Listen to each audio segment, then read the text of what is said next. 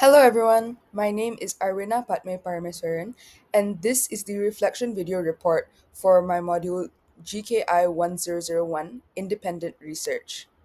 The topic of my independent research that I will be elaborating on today is the impact of social media on misogyny amongst university students in Malaysia. Before I delve into the results that I obtained from this research, let me go into the introduction section of my study.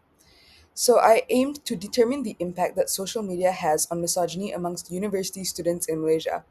How I obtained this was by distributing a survey that included the Internalized Misogyny Scale, also known as IMS, and other relevant questions to how the youth develop their thinking on misogyny by social media. The null hypothesis for this experiment was that exposure to social media does not increase misogyny amongst university students in Malaysia, while the alternative hypothesis was that exposure to social media increases misogyny amongst university students in Malaysia. The first section in my research survey was the demographics of the respondents. So, as we can see, a majority of the respondents were female, and the other majority of respondents were aged between 20 to 22 years old.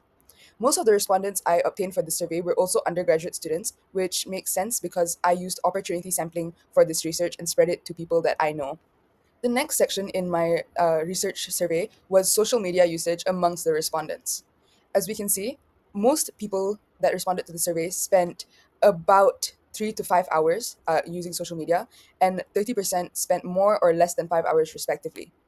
And for the social media usage amongst those who use social media, most people use it for entertainment, while an almost equal amount of them use it to keep in touch with acquaintances or keep up with the latest news.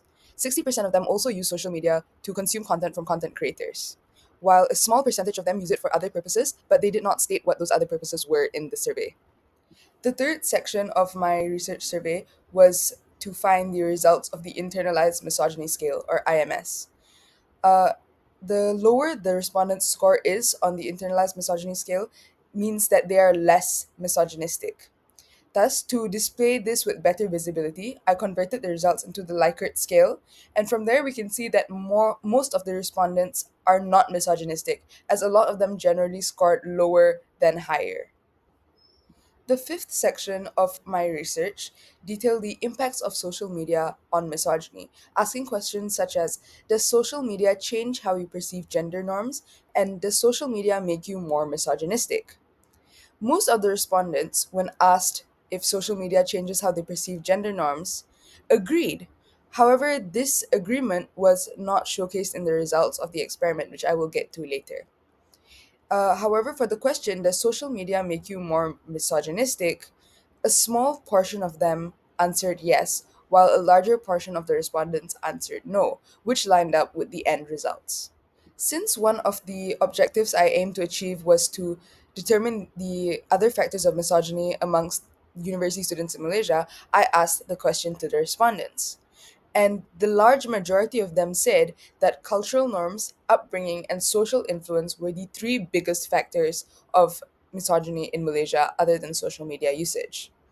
A lot of other respondents also expressed that negative experiences with women were a contributor to misogyny.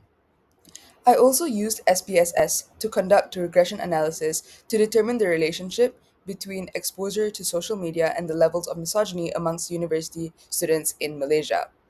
As we can see from these results, the relationship is not statistically significant, which means there is a very weak relationship and no strong correlation between the two variables. As a conclusion, we can determine that the exposure to social media does not increase misogyny amongst university students in Malaysia, and the null hypothesis is accepted. I also managed to find out the other factors of misogyny in Malaysia. Overall, I would say that a successful research was conducted. All the references used throughout this research can be found in a document that you can access by scanning this QR code. Thank you, everyone, for listening.